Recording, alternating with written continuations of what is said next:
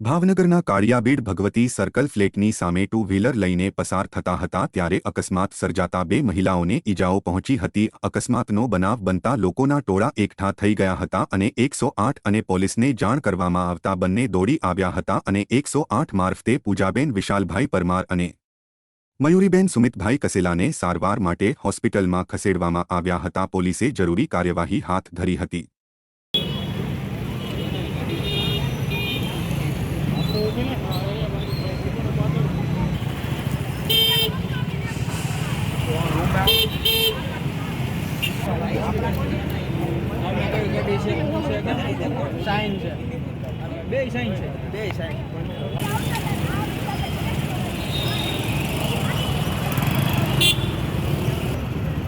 बोलो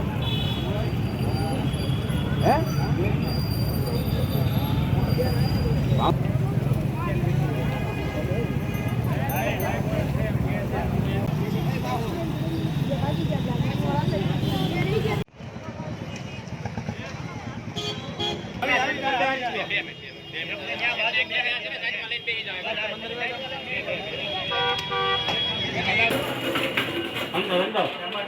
खोलना को ऊपर स्टॉप